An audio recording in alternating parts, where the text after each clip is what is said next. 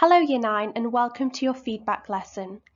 Earlier on this week you completed an assessment on atmospheric hazards, which was topic 2 that you did before Christmas. You had a variety of keyword questions, of multiple choice questions where you had to use figures, and then also multiple choice questions where you had to just retrieve knowledge. And then you had extended questions. So there was a 3-mark question using figures, and then there was a 9-mark question where you got an additional 3 marks for spelling, punctuation, and grammar. And those extended questions are what I'm going to focus on in this feedback video. Now, this video should be used alongside the PDF or the Word documents that I've put together with this lesson. So you might want to listen to the information I do for task 1, and then complete the activities on either the PDF or the Word document, and then carry on watching the video for task 2 and vice versa. So keep going through, watch the video, complete the task on the PDF or the Word document, watch the video, and then complete the task on the video on the PDF or the Word document. So they're kind of used side by side where I go through a little bit more information.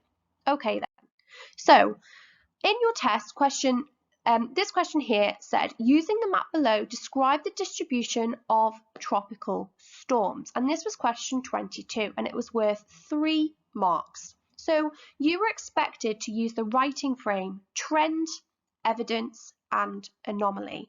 So we're going to go through the trend, the evidence, and the anomaly in a little bit more detail, and then you will fill in the gaps using the figure.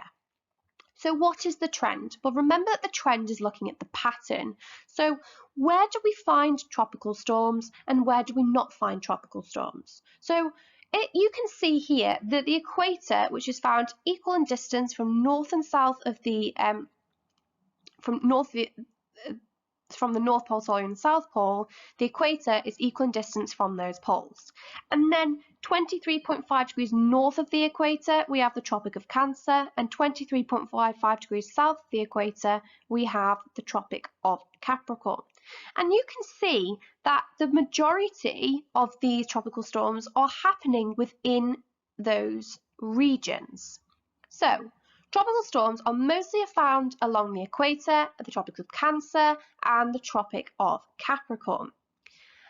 Now, the next bit is saying that no tropical storms start outside these regions. And the reason that I've said that is because if you actually look at the flow of the arrows, they all start within these regions, and there's reasons for that. The fact that the ocean temperatures are warmer in these areas, they're between 26.5 degrees and 27 degrees, so as a result there will be a lot of moisture rising, cooling and condensing, and it's also to do with the fact that these are areas of low pressure, so the air is rising, cooling, condensing, and turning into clouds, which then create cumulonimbus clouds, and then they start to spin. But we don't need to know that for this answer, but it helps us understand why they're starting within the Tropics of Cancer and Tropic of Capricorn. And it's clear that they're moving away from the equator, so all of the arrows are moving away from the equator, and that's to do with the spin of the Earth.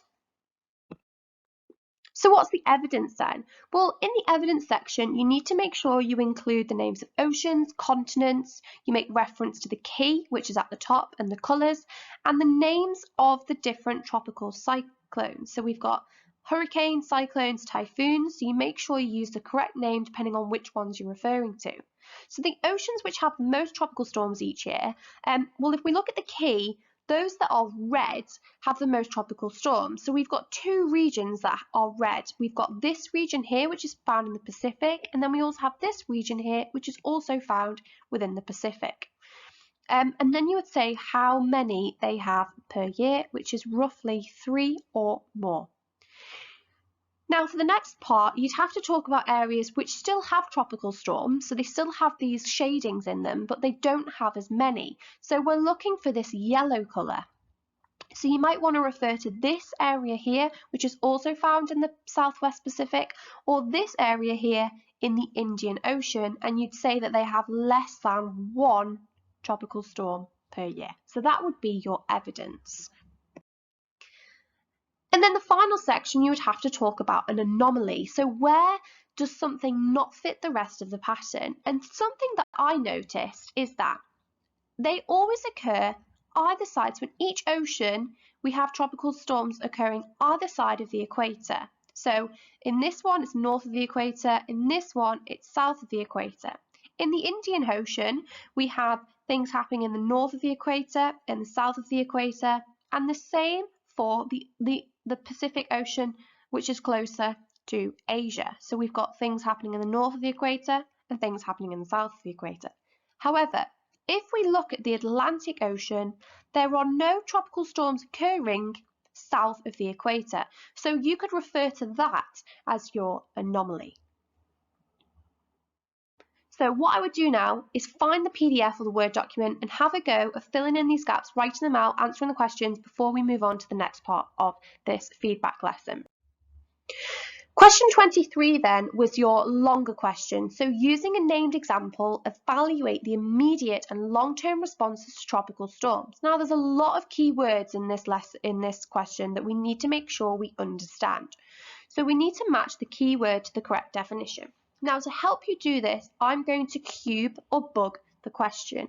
So using a named example, well, the named example that we would look at would be Typhoon Haiyan, which happened in November 2013.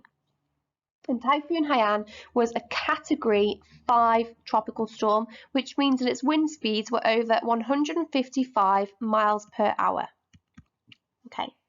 The next part of it says evaluate. Now the term evaluate is when you look at why things were good and also why things were bad.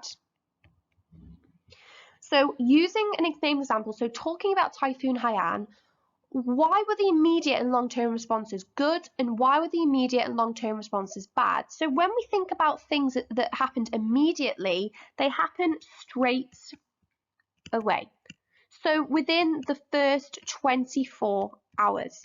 And by doing this, they're going to save lives and reduce that death toll. So it might be things like giving them food, giving them shelter, giving them access to emergency services and medical care. Whereas long-term responses are what they do in the upcoming months, or it might be the next year.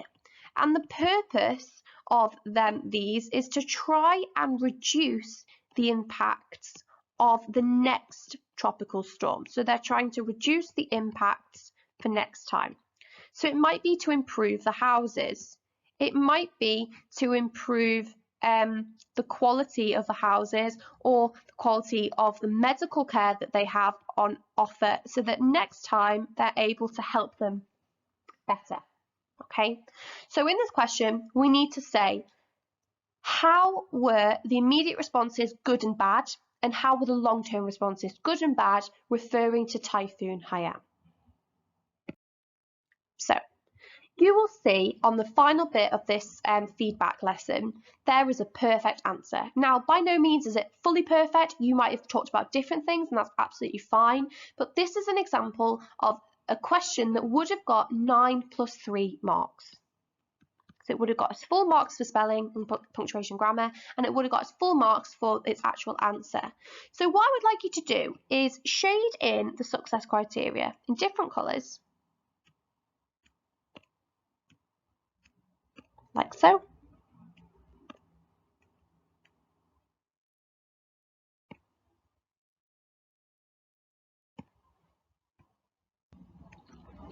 And you need to go through and you need to identify where we've done the following things. And it's really important that we include everything from the success criteria, or you can't get your 9 marks. Now, some really key points. If you didn't conclude, so no conclusion, it means you get a max of 6 marks. If you don't talk about a case study, so if you don't make any reference to a case study, you get a maximum of 5 marks. If you didn't talk about the immediate and the long term, then you get a maximum of 5 marks. And if you don't say why they were good and why they were bad, you get a maximum of 6 marks. So it's really important that you include all of these things to get your top marks. So let's do a little bit together and then you can do the rest on your own. So the first bit of the success criteria says you've introduced a question and referred to a named case study. So you should really be doing this in your introduction at the very start. So I've mentioned here straight away Typhoon Haiyan. It was a tropical storm where it happened in the Philippines, Southeast Asia, November 2013. Now you could have stopped there, but I've gone further. Wind speeds were up to 313 kilometers per hour. This is how much rain fell, and this is how quickly it fell. So I'm kind of referring to my impacts here. I'm kind of saying why they needed to respond. Okay, so the first thing I'm going to do is I'm going to say why the immediate responses were good. So in my next paragraph, I'm now looking at my examples. So on the one hand, the immediate responses were the most effective. For example, authorities evacuated 800,000 people in 1,200 evacuation centres. So I'm using specific case study information. And I've said this was effective because 40,000 homes were damaged and 60,000 people were made homeless. So this would have stopped people from becoming poorly and had a breakout of disease. So I'm developing my point. However, the question says to evaluate. So we need to now go on to say why these were negative. So this keyword here, however, allows me to move on to that section.